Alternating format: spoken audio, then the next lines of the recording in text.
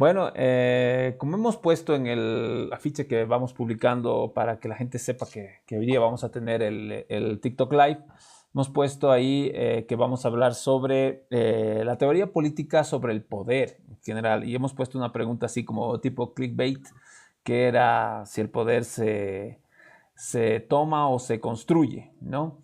Es una pregunta interesante, ¿no? Para empezar a hablar sobre el poder político, sobre qué es el poder político eh, y exactamente cómo es que se maneja el poder político y qué es lo que la gente deberíamos entender por poder político para entender obviamente el, los procesos precisamente políticos por los cuales estamos atravesando, ¿no es cierto? Y ahí yo le ponía una foto, que es la foto del gobernador Loza de Cochabamba, cuando se reunieron con el presidente Paz y todos los otros gobernadores esta semana, que creo que ha sido la imagen de la semana, cuando él entra todo sonriente, con los brazos abiertos, a saludar al presidente, que demuestra también, obviamente, es un ambiente totalmente político, ¿no? Una reunión de gobernadores y presidente, pero demuestra también esto del poder, ¿no es cierto? Porque esa actitud es una actitud política, ¿no? Eso es ese saludo que hace Leonardo Loza, que ha sido comentado, y sobre todo yo he visto que se ha difundido mucho la imagen en redes sociales, eh, y se la ha interpretado de diferentes maneras, ¿no? Y de eso vamos a hablar también. Entonces, eh, les pediría tanto a Wilson como a Arturo, y obviamente también yo voy a seguir esta misma regla, de acortar un poco las intervenciones, tal vez unos 3 minutos, podría ser bueno, ¿no? Para hacer más fluida la charla entre nosotros sobre este tema, sobre el poder político. Así que no sé quién quiere comenzar, si hay alguien que se anima, o si no, yo doy directamente la palabra. ¿Qué tal si empezamos por ti, Arturo? ¿Qué dices? En este caso me gustaría escuchar primero a Wilson en el respecto de que tengo entendido que es politólogo, cientista político. ¿Ya? Entonces yo creo que puede sentar unas excelentes bases para desarrollar ¿El tema? la conversa de hoy, si están de acuerdo, ¿no? Yo, por mí sí, por mí Bueno, sí. Entonces, no bueno, sé. aclarar, buenas noches a todos los que se van uniendo. Bueno, aclarar, no soy politólogo, por si acaso, soy solo medio estudioso, autodidacta en el tema, ¿no?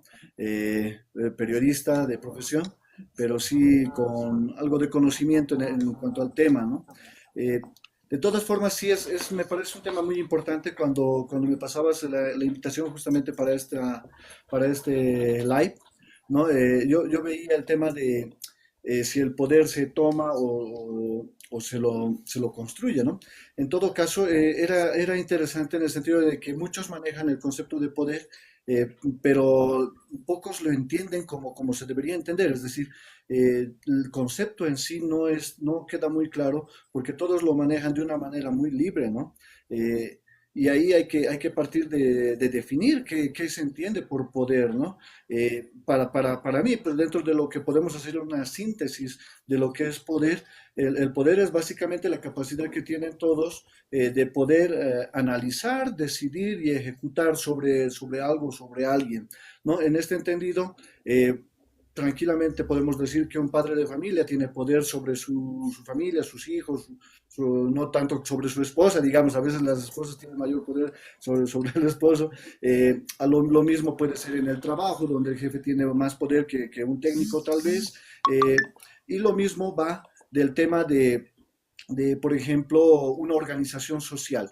Tiene poder, tiene específicamente poder sobre ciertos aspectos que le dan esa organicidad a la que alcanza, ¿no? En todo caso, a veces se va confundiendo esto porque se dice, sobre todo en el tema político, se dice, hemos llegado al poder. Eso es algo muy común de escuchar, sobre todo en los partidos políticos, ¿no? Entonces, podemos decir efectivamente que hemos llegado al poder, es decir, tomando en cuenta que tienen esa capacidad de analizar, decidir y ejecutar dentro de un espectro mucho más amplio, sí, pero en algo más práctico, digamos, ¿quiénes realmente tienen el poder? Yendo a un ejemplo más actual, por ejemplo, en este momento, en el gobierno de Rodrigo Paz, ya se va mencionando quiénes realmente están gobernando, ¿no? Y dicen, Rodrigo Paz no está gobernando. En este momento el que está gobernando son los grandes empresarios, ¿no? Y ahí vamos identificando algo que dentro de de la formación de izquierda, lo pondremos así, se puede identificar quiénes realmente tienen el poder, ¿no? Ahí tenemos, por ejemplo, a la banca, ahí tenemos a los dueños de las grandes empresas, ahí tenemos a los dueños de los grandes territorios e incluso a los dueños de los grandes medios de comunicación. ¿Por qué? Porque ellos tienen toda la capacidad de analizar la situación, de decidir sobre este análisis y de luego tomar una decisión, ¿no? Y ejecutarla. Entonces, teniendo claro esto, creo que podemos iniciar, digamos, con este diálogo, definiendo eso, ¿no? ¿Quiénes realmente tienen el poder y cómo llegan a estos niveles de ejecución, ¿no? Es decir, para una derecha, por ejemplo, ya yendo al título de lo que es esta charla, ¿no? Podemos decir que una derecha tiende a tomar el poder, ¿no? ¿Por qué? Porque lo hace a través de una elección y demás. En cambio, para una izquierda más clásica, lo pondremos así, esto tiende a ser un proceso de construcción, ¿no? Donde se construye desde las organizaciones sociales, desde el diálogo con el pueblo, desde las reivindicaciones más populares, desde ahí se podría decir, es decir, desde abajo. Hay una posición más desde abajo dentro de lo que es la izquierda más tradicional, así lo pondremos. Quisiera poner este contexto porque justamente todo lo que vamos a ir dialogando seguramente se va a ir centrando en este tema, ¿no? Chévere, ya. Muchas gracias, perfecto, Wilson. Entonces, claro, nos pones y nos dices como una pregunta, ¿no? Entonces, ¿quiénes tienen el poder en Bolivia, no? Y ya tú lo mencionas, ¿no? Banca, empresarios, medios de comunicación, ¿no? Pones como una distinción, ¿no? La izquierda construye, la derecha toma el poder. Tal vez en el sentido en el sentido del subordinado, ¿no? Porque el que tiene ahorita el dominio, digamos, es la derecha, ¿no? Entonces, el que está subordinado en este momento tiene que construirse el poder o tiene que ir construyendo eso que le pueda permitir llegar al poder, ¿no es cierto? Podríamos hablar en ese sentido. Pero a ver, no quiero yo alargar mucho esto, quiero darle la palabra a Arturo. ¿Qué dices, Arturo? Muchas gracias, Javier. Concuerdo con muchos de los puntos que plantea Wilson. Cuando mandaste el afiche con Leonardo Loza entrando totalmente abierto de brazos y la pregunta, ¿no? ¿El poder político se construye o se toma? En un momento me vino primero a la cabeza, ¿no? La clásica pregunta de ¿qué es primero, el huevo o la gallina? Y con ánimo, tal vez probabilidad de equivocarme, decía yo en un momento, se construye y se toma al mismo tiempo, ¿no? Entonces, igual que a Wilson, y creo que todos vamos a rondar, porque son 6 meses de que tenemos un gobierno nuevo con un desgaste muy, muy marcado. Va a entrar como ejemplo Rodrigo Paz y lo que va sucediendo, ¿no? Tenemos ahí me acuerdo muy bien una frase que dijo Marcelo Silva, ¿no? Rodrigo Paz tiene gobierno, pero no sabemos si aún tiene el poder en sí, ¿no? Porque ese movimiento cambiante en el ámbito político que se ha traducido en la última situación de la derrota catastrófica que ha sufrido él y sus aliados en las subnacionales, han armado otra situación. Y efectivamente, ahí yo concuerdo totalmente con Wilson. El tema de, por ejemplo, los sectores de derecha van más por el poder político institucionalizado, inclusive si puede ser tomado en forma violenta, como es a través de un golpe de Estado, ¿no? Hay un trasfondo con respecto al tema del poder en los sectores más conservadores que no solo lo ven como un privilegio, el privilegio siempre es yo tengo, vos no tienes, o al revés, tú tienes, yo no tengo, no es un derecho, ¿no? Lo ven como un derecho, ¿no? Que debería ser respetado y protegido, por eso se conserva el orden de las cosas, ¿no? De ahí viene conservador, no llevarse al tema de lo que es los cambios, mientras que los sectores progresistas de izquierda, diríamos, van comprendiendo el proceso de construcción de un poder fáctico desde las bases, que también en algún momento se ha visto a través de las revoluciones por la toma del poder a través de diferentes medios, E inclusive también ha habido, se lucha en la izquierda, se plantea en diferentes puntos de vista la toma del poder por la vía institucional democrática y la construcción de esas relaciones que un poder político siempre va a tener un elemento que yo he visto ahora que es clave, he ido comprendiéndolo, retomando mis clases de ciencia política en la facultad, llevamos ciencia política, introducción a ciencia política, teorías del Estado, los abogados, ¿no? Que es el elemento del proyecto político. Si tienes que hablar de poder político, tienes que hablar de proyecto político. Tienes que ir armando un horizonte, un proyecto, aunque vaya a fracasar, pero que vaya a mover las fuerzas, así como a la gente con la que vas a trabajar. Porque si no tenemos un proyecto político, sea cual sea dentro del espectro de las ciencias políticas, de las coordenadas en que vayas a situarte, no podemos hablar ni siquiera. Se reduce a lo que está pasando ahora, veo en cierto medido, a considerar que es solo la administración de una empresa, de una MIPYME o una pyme. Y eso demuestra las falencias que está viviendo ahora el gobierno de Rodrigo Paz.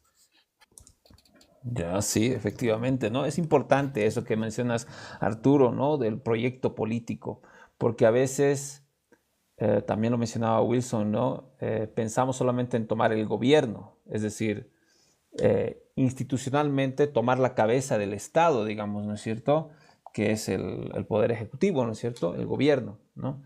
Y a partir de ahí tendríamos el poder, pero en realidad eso está vacío si no hay un proyecto, ¿no es cierto? Si llegas a esa posición y no hay nada que desarrollar, no hay ideas, no hay proyecto, ¿no es cierto? No hay horizonte, ¿no? Entonces, a veces es eso lo que pasa. Yo también había revisado algo y les quería hablar sobre el concepto de hegemonía de Gramsci, ¿no? Antonio Gramsci fue un intelectual italiano, comunista, que fue el secretario ejecutivo de su partido en Italia, esto en los años 20, del siglo XX. Estuvo en la cárcel y falleció por su temporada que tuvo que pasar en la cárcel, pero pudo escribir, ¿no?, sus teorías, y una de esas es la hegemonía, el concepto de hegemonía.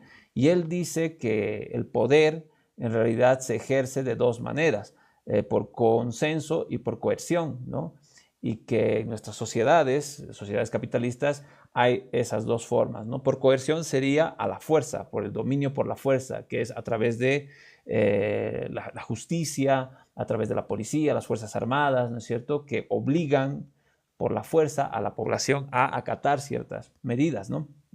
Y la otra es el consenso, que es realmente donde reside la fuerza del poder político, sobre todo en un estado capitalista, ¿no? Que es ese dominio de la mente, de la mentalidad de la sociedad. Entonces, la sociedad piensa de determinada manera porque el poder, a través de muchos medios, como por ejemplo precisamente los medios de comunicación, en este caso la televisión, la radio, la prensa y ahora las redes sociales, ¿no?, van mandando ideas que se van instalando en la mente de las personas, ¿no?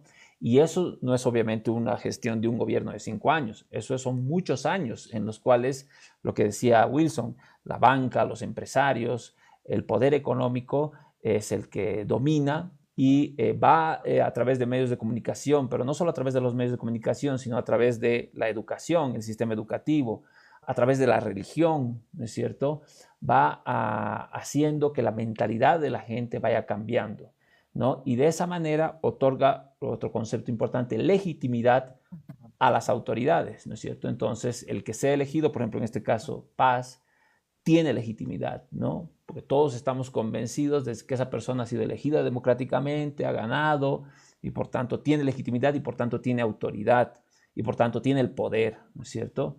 Y entonces así se instalan, digamos, más o menos el poder político dentro de las sociedades, ¿no? Y obviamente la lucha contra eso también tiene que ir en ese campo de la lucha por los sentidos, por los significados, por esa lucha del sentido común, de la mentalidad de la gente, ¿no es cierto?, para cambiar esas premisas que le están otorgando esa legitimidad a esas autoridades, que habría que hablar también del Estado de Derecho, ¿no es cierto? Vivimos en un Estado de Derecho, hay unas instituciones que tienen legitimidad, es decir, hay una constitución que dice que ese señor Rodrigo Paz es el presidente y tiene una autoridad, ¿no es cierto? Entonces, hay que hablar de eso, ¿no? Que la disputa también, como dice Gramsci, está en el sentido, en la mentalidad de la gente. Es una disputa contra la banca, contra los empresarios, con los que tienen el poder económico y el poder político, pero también es una lucha dentro de la mentalidad de la gente. Y eso nos proponía Gramsci, quería compartir también con ustedes. Darle la palabra ahora otra vez a Wilson. ¿Qué dices, Wilson? Sí, es interesante lo que mencionas, ¿no? En realidad Gramsci nos habla de lo que es la hegemonía cultural, ¿no? Es bien interesante cómo se toma el poder, bueno, si se lo puede decir así, si se toma, ¿no? No solo con fusiles, sino desde la organicidad, ¿no? Y esto es mucho más claro, por ejemplo, si vamos a hablar de autores, es interesante lo que nos plantea tanto Rosa Luxemburgo como Marta Harnecker, por ejemplo, ¿no? Que nos hablan de tomar el poder desde abajo, desde cómo las comunidades se organizan, desde cómo las distintas organizaciones tienden en su afán de hacer esa defensa y lucha, luego tienden a organizarse para lograr ciertos espacios de poder, pongámoslo así, ¿no? Es decir, pero parte siempre desde abajo. Hay una diferencia bien interesante ahí. ¿Por qué? Porque cuando tenemos esa organicidad, cuando esto surge desde abajo, tienden a formarse las distintas demandas que luego se convierten en mandatos, ¿no? Mucho más amplios, mucho más grandes. Entonces, estos necesariamente, por quien llega circunstancialmente al gobierno, tienen que necesariamente ser cumplidas. Entonces, ahí el gobernante de turno lo que va a hacer es cumplir el mandato construido a partir de las reivindicaciones o a partir de la posibilidad de cambiar esa realidad, ¿no? Algo distinto que sucede cuando hay un pensamiento que no parte desde la construcción, sino parte desde la toma, ¿no? Desde la toma lo que va a intentar es más ganar la elección. ¿Para qué? Para desde arriba tomar ciertas decisiones, ¿no? Es decir, tomar ciertas decisiones que desde donde uno piense que va a mejorar la situación para toda la población, pero son dos cosas distintas. Uno parte desde abajo, desde lo más orgánico de la población, ¿no? Desde la reivindicación más popular, y la otra parte desde una situación de más elitista, digamos, ¿no? Incluso paternalista, desde arriba. Entonces ahí hay una diferencia muy interesante porque ahí nos ponemos a pensar, en todo caso, si tomamos el poder o si se toma desde arriba, ¿quién toma las decisiones? ¿No? ¿Quién tiene la capacidad de lograr esa ganancia de elección? ¿No? Es decir, ahí nuevamente entran los grandes que tienen el poder, ¿no? Ahí tenemos la banca que tranquilamente moviendo la economía a su favor podría ganar una elección. Ahí tenemos a los grandes empresarios que pueden tranquilamente, entre pocas personas, gestar una elección favorable hacia ellos, ¿no? Ya tenemos casos aquí muy evidentes, ¿no? Y lo mismo los medios de comunicación, por decirte, ¿no? Incluso los dueños de los grandes territorios, que como son dueños de grandes territorios, pueden captar a la gente, ¿no? Entonces ahí nos damos cuenta de que esto se puede fácilmente manipular, digamos, no valga la palabra, para poder tomar el poder a través de esa fuerza económica o fuerza que tienen desde su propio ejercicio de poder, ¿no? Algo que es mucho más complejo desde el lado de abajo, porque desde el lado de abajo necesitas que la gente se organice, y para que se organice tiene que tener cierta conciencia de en qué lugar se encuentra, ¿no? Y luego de que se tome esa conciencia, necesariamente esa conciencia tiene que unificarse, eso le llaman unidad, ¿no? Una vez que logran esa unidad, van a tener que conseguir que esa unidad se manifieste en algo que pueda lograr hacer este escalado, esta subida hacia los estratos de poder político, pongamos así, ¿no? En este caso, tomar el gobierno, ¿no? Pero de ahí sí hay un tema conceptual, lo que decía al principio, no es lo mismo llegar al gobierno que llegar al poder. Tomar el gobierno no es lo mismo que tomar el poder, ¿no?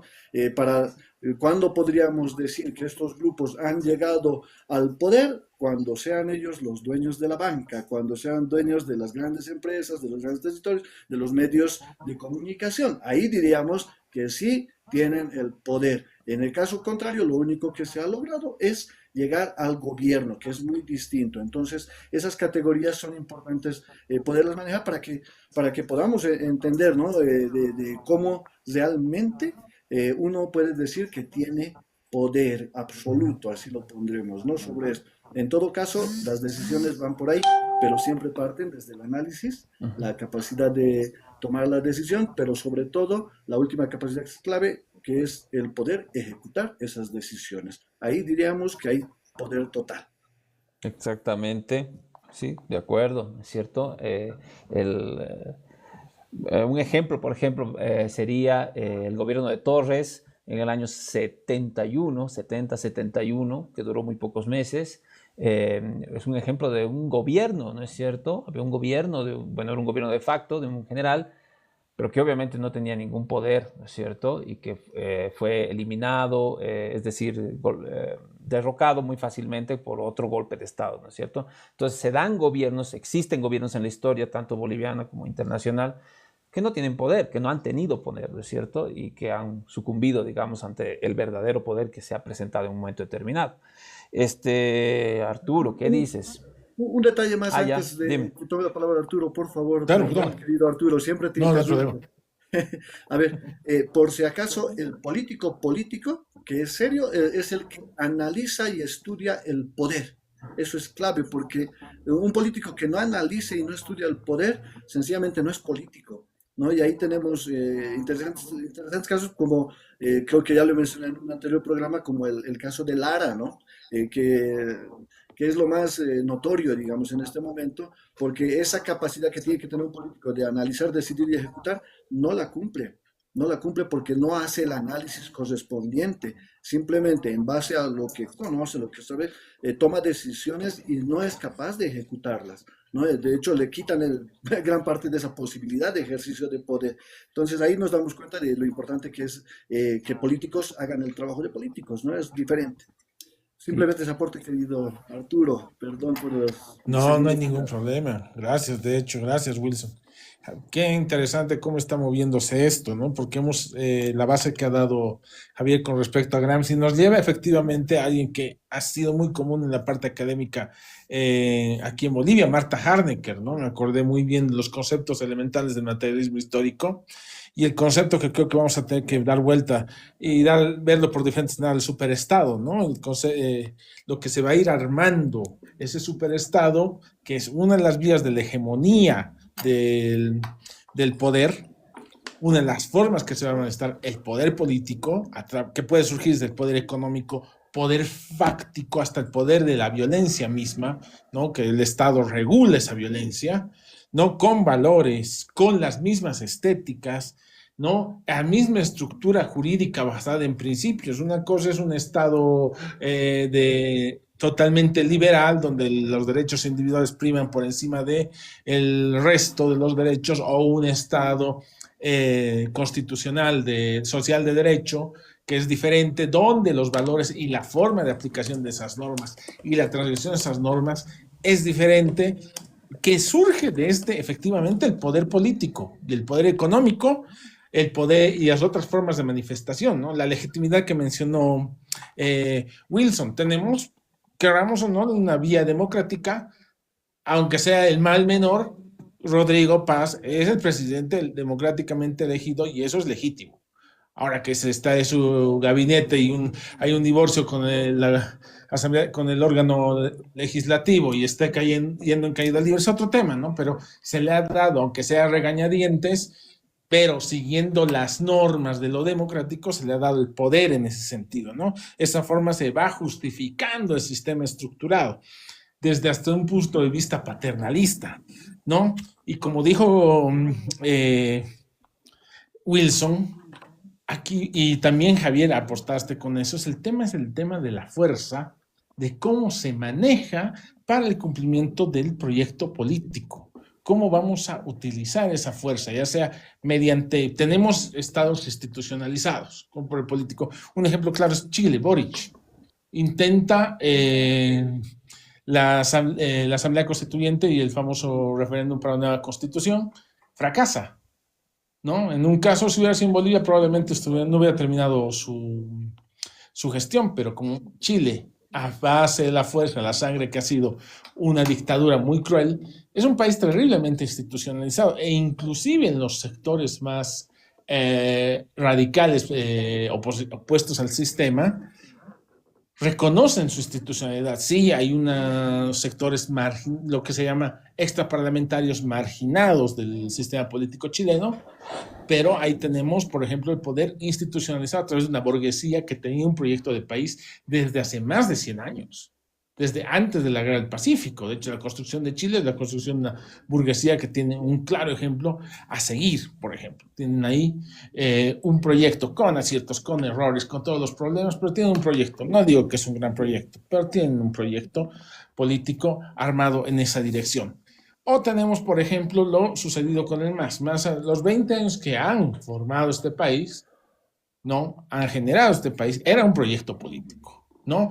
Con efectivamente un manejo del poder por consenso, la vía democrática, o asimismo en su momento por fuerza, ¿no? También el tema de la fuerza política que tenía en el Parlamento, mayoría parlamentaria, lo que no estamos viendo ahora, no estamos viendo en ningún momento. Y como señala Wilson, el estudio del poder viene por ahí, ¿no? Esa frase que dijo Víctor Paz Tensor, ese maravilloso instrumento llamado poder, lo definió en ese sentido, ¿no? A eso se reduce en última instancia la lucha política, a tener un proyecto, tomar los medios correspondientes para cumplirlo y bueno, ver cómo se hacen las cosas. Consensuaré o directamente me impondré con mis rivales políticos, ¿no? Y estamos ahora en esta situación de este gobierno, que siempre hay que ver en el caso de Bolivia, tenemos una figura de alguien que, en mi opinión, es directa, ¿no? Tiene el gobierno, pero no tiene el poder, porque se ha arrimado a mal árbol, se ha apoyado demasiado, está cometiendo los mismos errores que Gonzalo Sánchez de Lozada, se arrima al sector agroindustrial que tiene poder económico, pero políticamente su visión es corta. Lo ha dicho el mismo Jerjes Justiniano, sé que duele lo que se dice, pero la élite cruceña es provinciana, se mira en el ombligo y son incapaces de generar un proyecto de país. Y eso es hasta conformismo político, ¿no? Tal vez en un futuro, con las modificaciones sociales que se dan en Santa Cruz, que son resultado de las grandes migraciones que se están dando, tendremos una nueva figura. Pero en este momento, el poder económico está ahí, pero el poder político y fáctico está en el centro y el occidente del país. Y lo ha demostrado las elecciones. Así es, Arturo. Sí, y creo que creo que hemos hablado ya un poco teóricamente, pero hemos ido matizando con ejemplos de la realidad. Y lo que decía Wilson, ¿no? El político, el verdadero político es el que analiza, ¿no es cierto? Analiza la realidad, ¿no es cierto? Analiza y trabaja sobre el poder político, teoriza, pero analiza cómo se está ejerciendo ese poder en un determinado momento, en nuestro momento, por ejemplo, ahorita, y tenemos el ejemplo de Lara, que no hace eso, ¿no es cierto? Que simplemente tiene una lucha prácticamente como si fuera un activista, ¿no es cierto? Está reivindicando creo que su lucha principal era sobre la corrupción en la policía, sobre todo. Entonces se quedaba en esa reivindicación por unas injusticias obviamente que se producen por los hechos de corrupción, ¿no? Pero no pasaba el análisis del poder político, ¿no es cierto?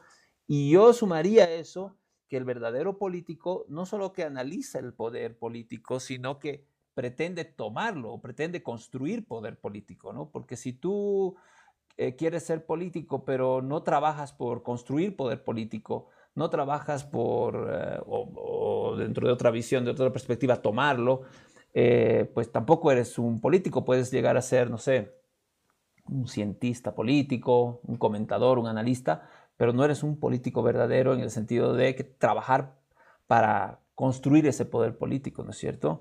Entonces, en ese sentido. Ahora, no sé, podríamos hablar también de este gobierno, dentro de todo lo que hemos hablado, aplicarlo a este gobierno, que ya un poco lo hemos hecho, y decimos, Arturo decía, Paz no tiene poder, no tiene el poder.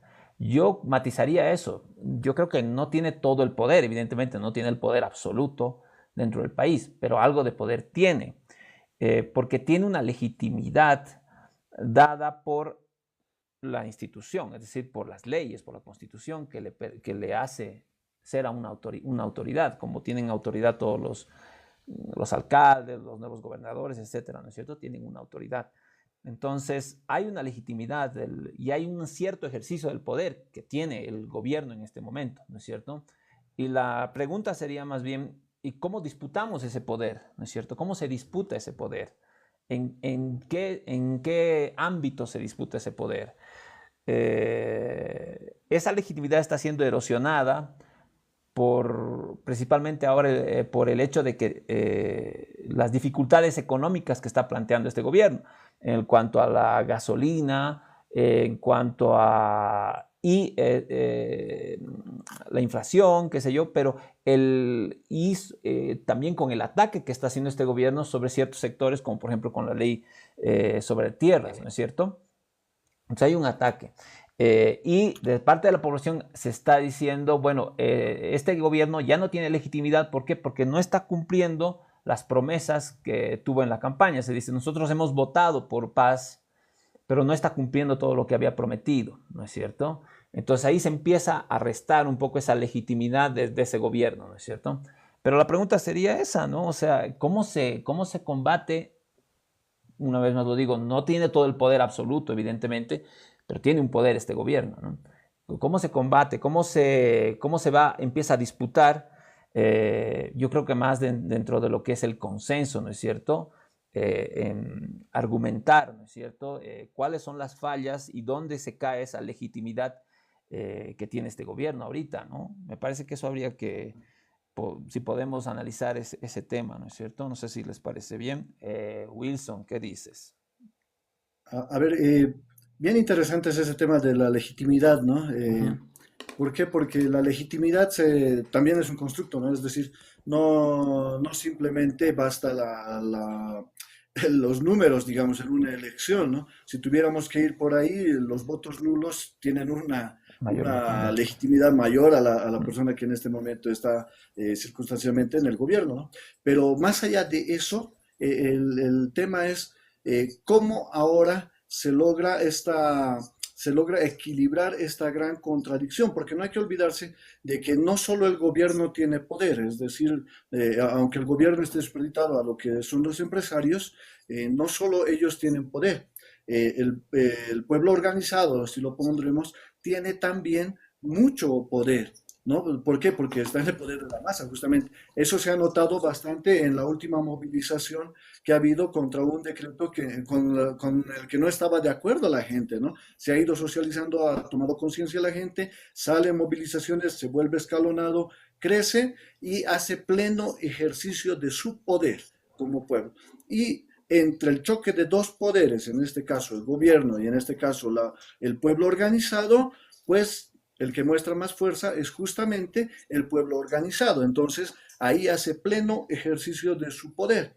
Ahora, esto lógicamente no es lo ideal, porque no debería haber esta presión para que quien está de presidente ejerza su poder, porque él tiene que ejercer un poder, pero a favor de la población. Entonces, cuando la población percibe lo contrario, lo que va a hacer es ejercer su poder y ir en contra, ¿no? A través de las únicas armas que tiene, que en este momento son las movilizaciones, bloqueos y otros, ¿no? Por eso están tan preocupados por la ley antibloqueos, por ejemplo, ¿no?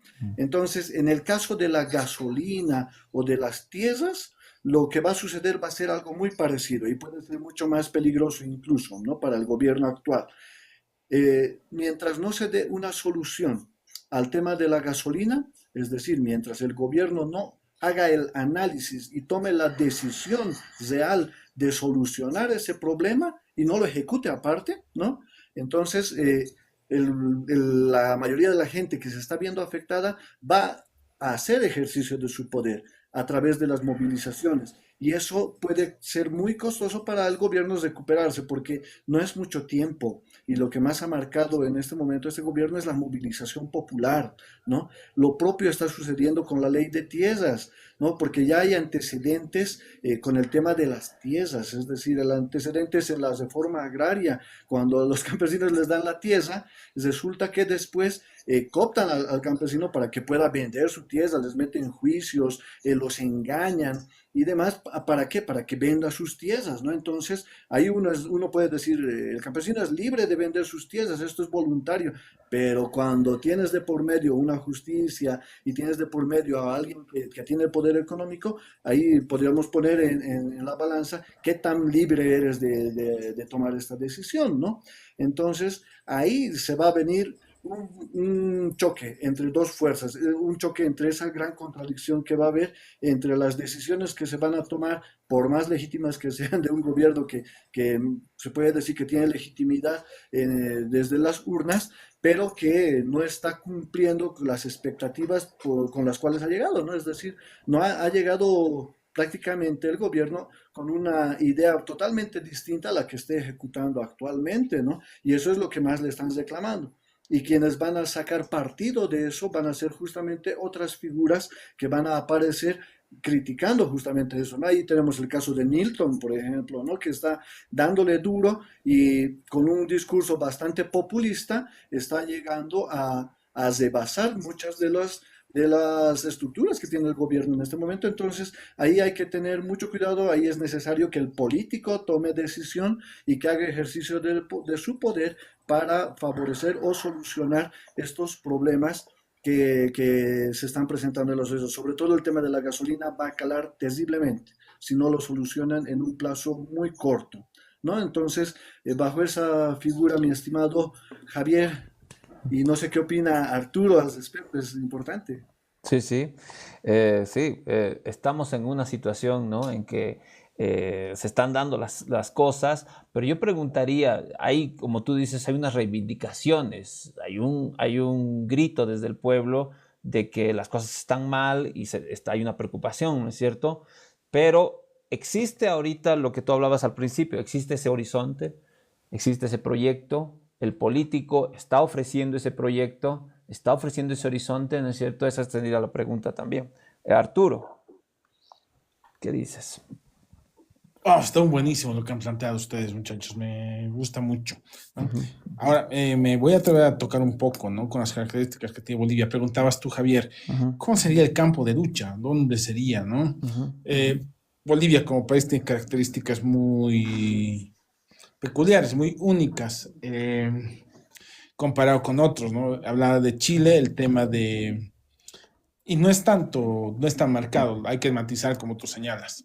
ujú, No, el campo de lucha siempre se viene en las bases y en las calles. No es lo único, ¿no? La finalidad en algún momento es el poder político fáctico a través de el gobierno, ¿no? Ya sea a través de una revolución, a través del tema de una toma del poder por la vía democrática, tenemos diferentes casos. Ni siquiera en Chile, que es un país hiperinstitucionalizado, se ha podido detener eso, ¿no? El famoso movimiento de los pingüinos. Fracasa al final con el gobierno de Boric, pero canaliza ese poder, que ese constructo que el mismo Wilson ha señalado. Se ha movido otras cosas en otro momento y una nueva generación de políticos que se va a mover. Pero ahora, aterrizando con lo que es respecto a Bolivia, ¿no? ujú, Vemos aquí a una situación de, efectivamente, un poder, como tú señalas, con cierto grado de legitimidad. Ya anteriormente habíamos dicho, ¿hasta qué punto es el cheque en blanco de Rodrigo Paz? No, creo que el cheque en blanco de Rodrigo Paz no ha sido muy grande, no ha tenido mucho tiempo de duración, se ha perdido, se ha caído, ¿no? Porque el tema de un gobierno es la resolución de los problemas sociales, coyunturales y estratégicos a largo plazo de la sociedad, que es como elemento material donde cae el poder político que se gobierna, ¿no? A la que representa y todo, ¿no? El ejemplo que da Wilson es cabal, es perfecto. La gasolina está al nivel de la energía eléctrica. Imaginemos, cambiamos la gasolina por la energía eléctrica, que tengamos apagones cada 2 días, todas las ciudades. El ejemplo es brutal.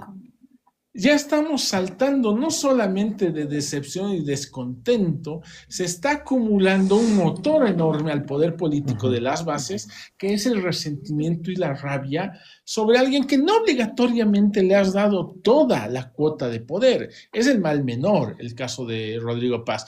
Gana la segunda vuelta porque está mucho mejor que entre él a que entre a la barbaridad ultraliberal de Tuto Quiroga, que iba a cumplir esa frase de Bedregal que decía, aquí mando yo, e iba a ser tabla rasa, ¿no? Entonces tenemos un gobierno que se apoya inicialmente en un sector, después, diría el término, lo traiciona, se apoya en otro sector que está totalmente opuesto en las antípodas.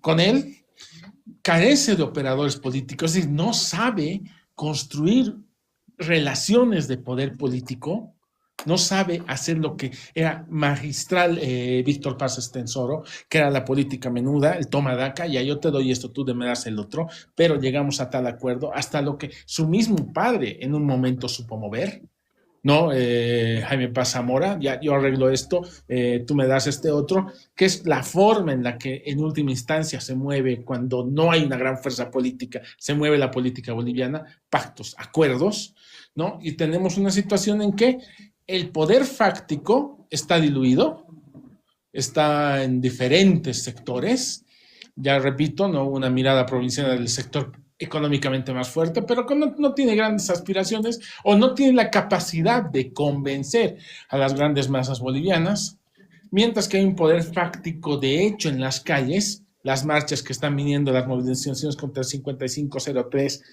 la posición que se está consolidando respecto a la ley, la 157, en el respecto del artículo 56 de la Constitución, todos esos elementos son parte del poder político, lo hacen como tal, y estamos en este momento, yo podría decir que el agua está ebulliendo.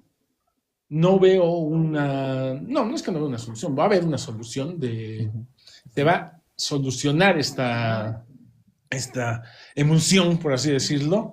De aquí a 1 o 2 años se va a definir la dirección de las cosas. El poder político ahorita está en juego. Estamos en las primeras etapas del partido de ajedrez. Chévere, gracias, Arturo.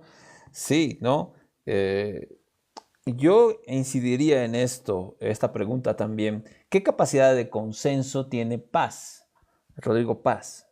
Es decir, de hacer consensos, de lograr consensos. Y cuando hablo de lograr consensos, no es solamente con las organizaciones sociales, que también tendría que tener una cierta capacidad. Todo gobierno, para gobernar, tiene que tener capacidad de hacer consensos, ¿no es cierto? La pregunta es, ¿qué capacidad tiene Rodrigo Paz de hacer consensos ahorita con, por ejemplo, los que están marchando desde el Beni, desde Pando, que ahorita están en Caranavi? ¿Qué capacidad de consenso tiene con los maestros urbanos, ¿no es cierto? ¿Qué capacidad de consenso tiene con los transportistas, etcétera? ¿No es cierto? Pero también qué capacidad de consenso tiene con las otras fuerzas políticas. Tuto Quiroga, Samuel Doria Medina, ¿no? Y qué capacidad de consenso tiene con los poderes económicos de Santa Cruz, pero también paseños, ¿no es cierto? O de otros lugares, ¿no? O sea, qué capacidad de consenso tiene con todos esos poderes económicos. Evo Morales en su momento tuvo capacidad de consenso, obviamente con las organizaciones sociales y también con el sector empresario del Oriente.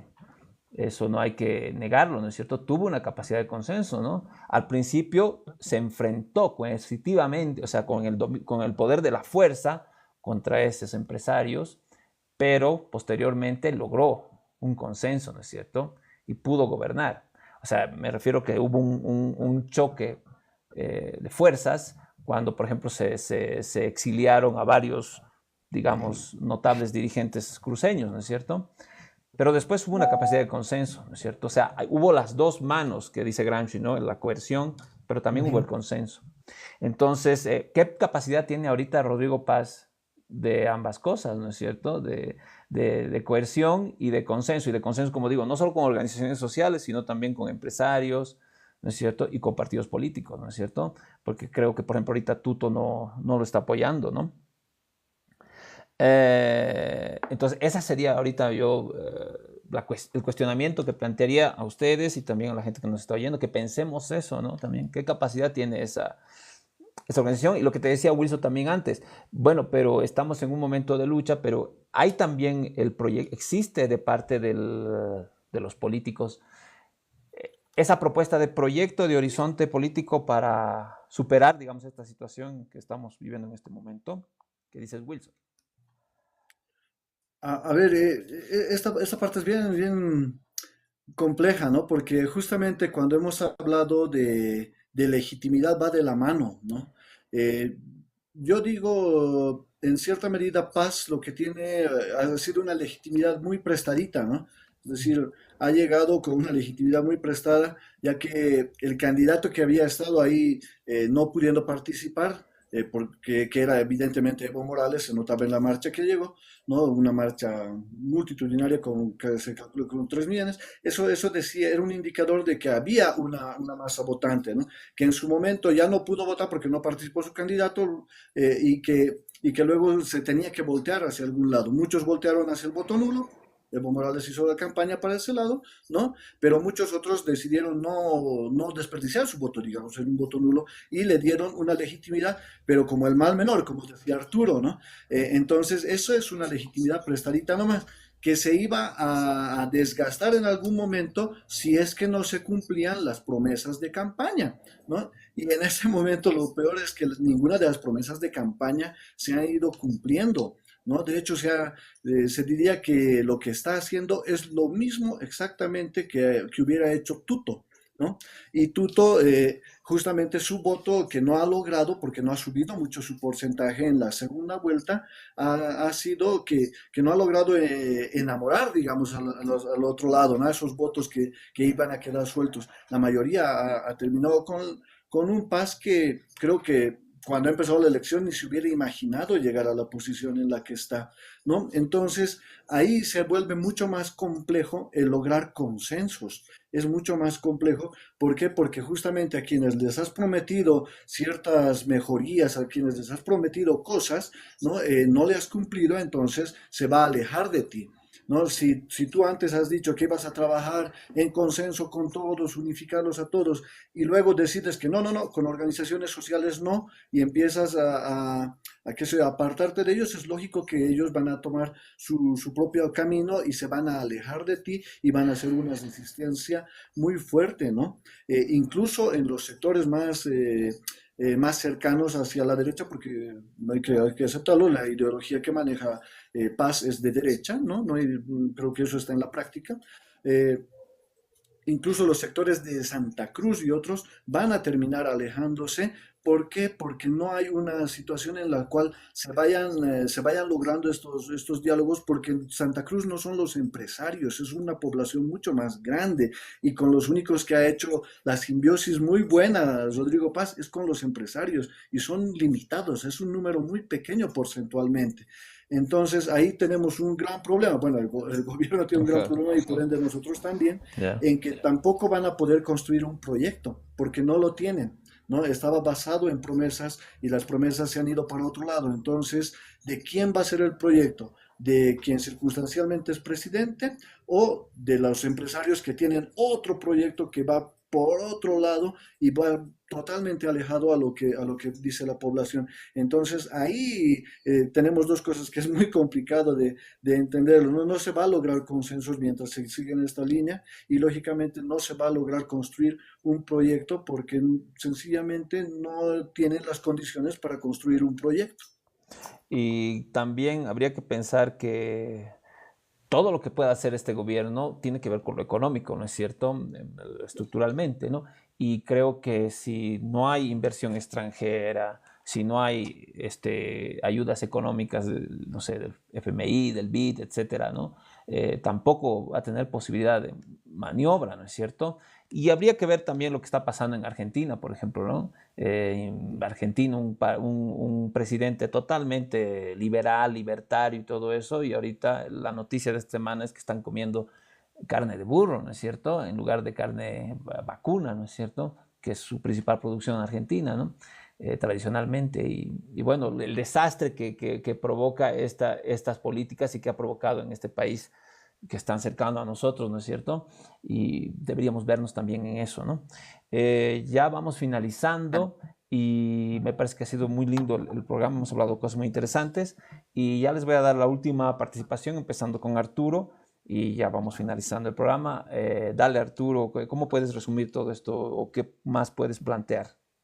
Mira qué interesante. Hemos llegado justo a un punto sí, en común porque es lo que sucede, ¿no?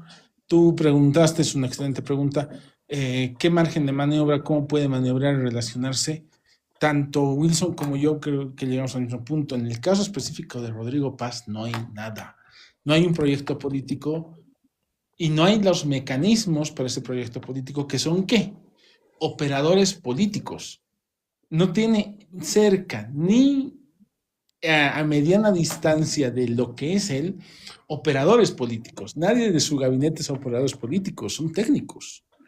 Que hemos visto lo que ha sucedido con Medina Celi, un doctorado, todo perfecto académicamente, ya, muy bien. Fracasó estrepitosamente, ¿no? El Lupo es un técnico, son tecnócratas, lo mismo sucede con Espinosa.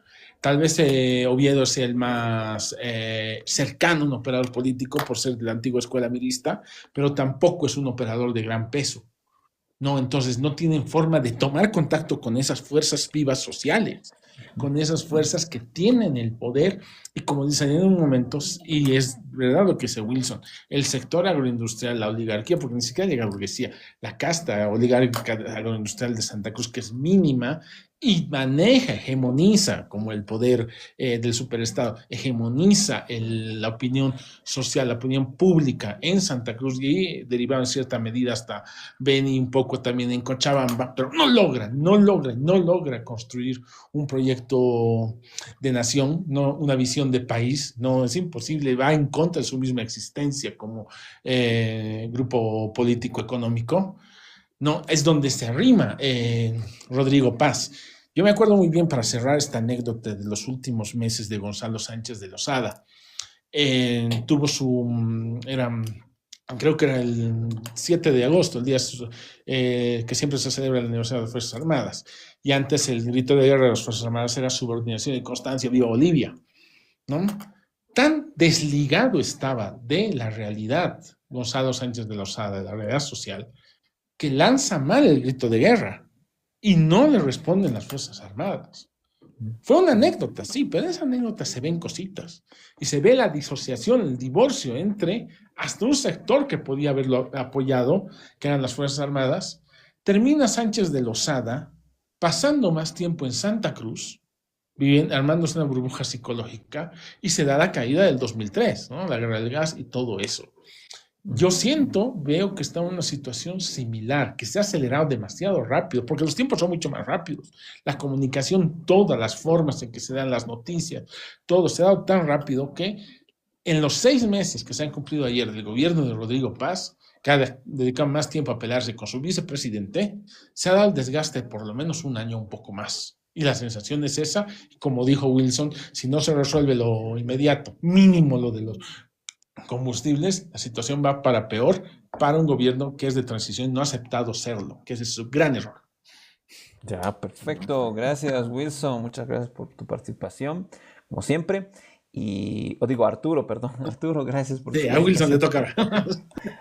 Y ahora le toca a Wilson. ¿Qué dices, Wilson? ¿Qué dices para despedirte? ¿Cómo ves esta situación? A ver, medio cortito, para ir cerrando y ir cerrando la idea también de lo que era el programa, ¿no? El poder se toma o se construye, ¿no? Y hay que tener claro en este momento, en el momento en el que estamos, el poder no es solo ganarlo en urnas, ¿no? Diría yo que va por ambos lados, se construye y también se toma. ¿Cuándo se construye? Cuando lo vas haciendo desde abajo. Cuando se toma, y en este momento la izquierda también lo tiene muy claro, me parece, cuando existen momentos de ruptura, ¿no?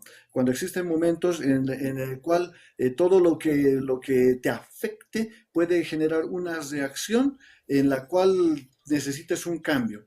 Lamentablemente el país se está viendo en una situación compleja en la que un gobierno circunstancial no está logrando dar soluciones claras.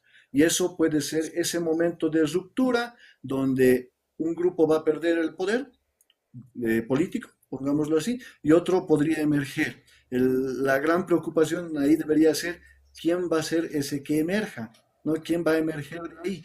¿Quién la ha logrado construir en este momento? ¿No? Porque podría salir uno, entrar otro que puede ser peor.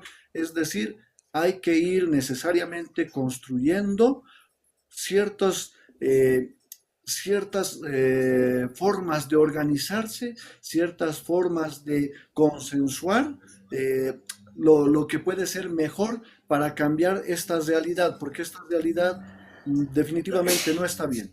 Definitivamente necesita que cambie algo. Y eso va a lograrse solo a partir, en mi visión, solo va a lograrse a partir de la organicidad del pueblo, ¿no? Esperemos por el bien de Bolivia que realmente se puedan solucionar los temas más próximos. Creo que todos los bolivianos quisieran eso, que se solucionen los problemas que tenemos, esa gasolina chatarra, este problema de las tierras, y que eso pueda decantar en mejores días para nosotros. Mientras tanto, habrá nomás que esperar, hacer fuerza y decir las cosas.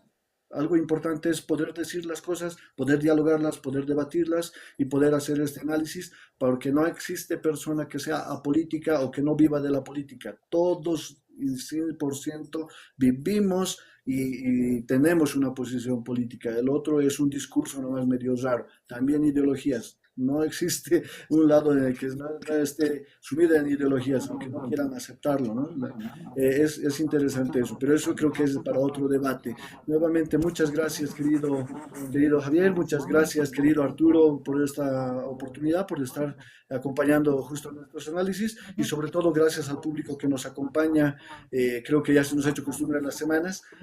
Muchas gracias a todos y espero que esto nos sirva a todos para poder pensar un poquito, para poder debatir un poco e iniciar estos espacios tan importantes en donde hablamos de política, de libros, de todo un poco. Gracias.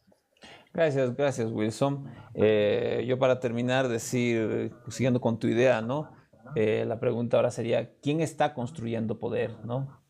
O sea, nos tiene que quedar claro lo que decía Wilson también, ¿no? Hay que construir el poder, ¿no? Entonces, la solución, después de hacer un análisis, que cualquiera lo podemos hacer de nuestra realidad, de lo que estamos viendo, de los problemas, la solución es la construcción del poder, ¿no?